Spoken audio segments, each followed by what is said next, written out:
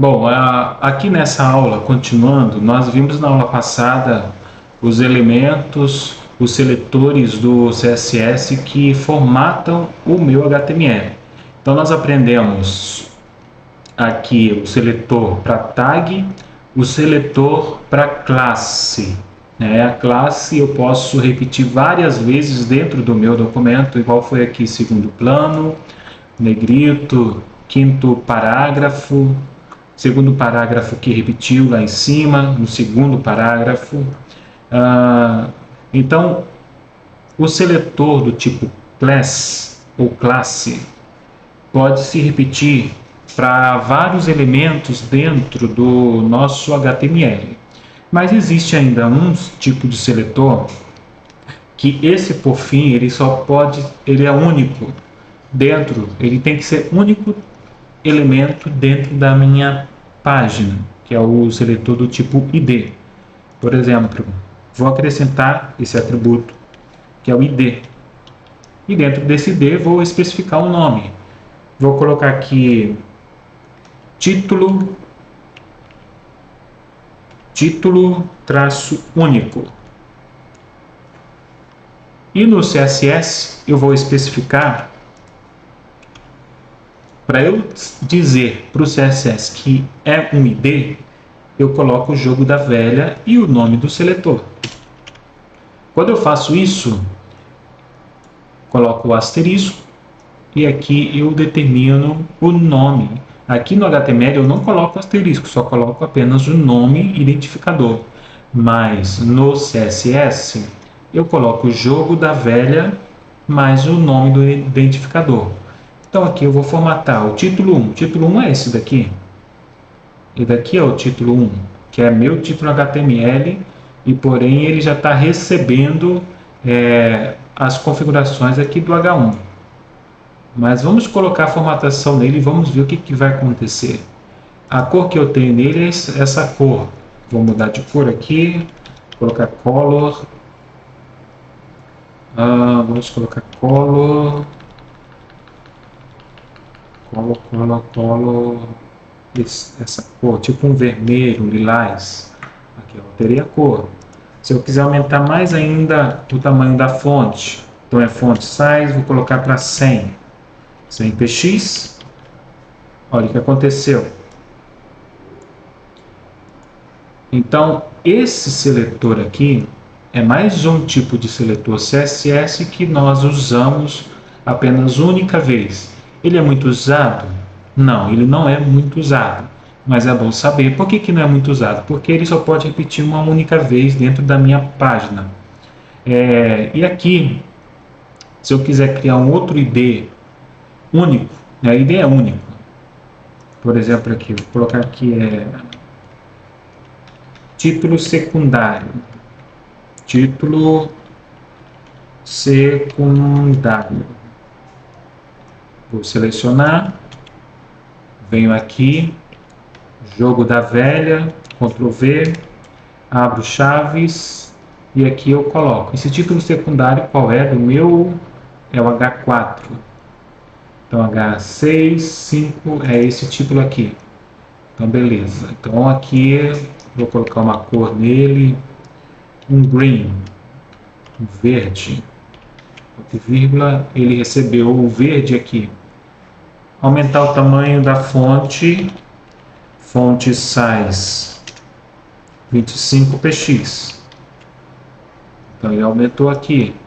Quero mudar o tipo de letra, font family. Vou colocar um Cambria. Ele recebeu. Mas por que eu escolhi uma fonte e apareceu um monte de fonte? Por que eu tenho Cambria, Cochin, Georgia, Times New Roman e Serif? O que quer dizer isso? Por que o VS Code me dá essas sugestões? Isso quer dizer o seguinte: quando a gente coloca o font family e o nome, essa fonte aqui, ele vai procurar no repositório do computador, lá na pastinha fonte do computador do usuário que está acessando. Se o computador do usuário não tiver essa fonte aqui, Ele procura. Tem? Então usa a fonte. Se não tiver, não tem, então ele vai para a segunda opção, Cochin. Se não tiver, vai para a terceira opção, Geórgia. Se não tiver, vai para Times. Se ainda não tiver, vai para Times New Roman. Se não tiver Times New Roman, ele vai para uma fonte serifada. Esse serif não é uma fonte específica, é uma fonte serifada. É qualquer fonte padrão que tenha no computador do usuário que seja serifada. Serifadas é uma fonte serifada, são as fontes que tem uma voltinha nas bordas. Por exemplo, esse Lorem Y aqui, essa fonte que está aqui, é uma fonte serifada. Essa daqui, por exemplo, é uma fonte sem serifa, porque ela é toda reta. Então, as fontes serifadas são essas fontes que têm umas voltinhas. Por isso que ele me dá essas opções de fonte. Porque se no computador do usuário não tiver, a primeira vai para a segunda.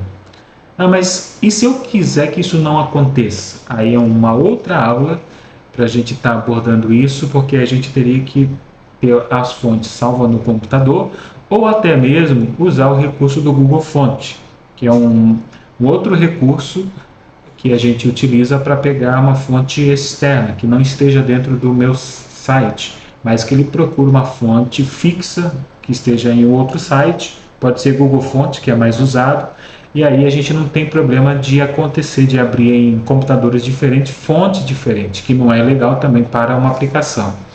Mas aqui, tirando essa dúvida das fontes, por que esse grupo de fontes? É exatamente por causa disso.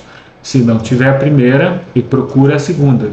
Se não tiver nenhuma delas, vai procurando até encontrar aquela que tem. Se não tiver, aí no final ele vai procurar qualquer fonte, ou uma fonte padrão serifada. E se eu quiser que ele procure uma fonte padrão sem serifa? Aí eu coloco aqui sans serif. Sans serif. Sans serif quer dizer sem serifa. Sem serifa seria uma fonte quadrada assim, sem essas bordinhas, sem esses puxadinhos nas pontas das letras. Essa daqui é um tipo de fonte sem serifa. Geralmente uma fonte sem serifa pode ser um Tahoma, por exemplo. O Arial é uma fonte serifada. Então, sempre quando a gente coloca um grupo de fonte, no final é importante colocar serif ou sans serif, para ele procurar uma fonte, porque ele vai ter que carregar uma fonte de qualquer forma. Então aqui nesta aula nós aprendemos sobre o ID, que é um identificador único, que não se repete na página.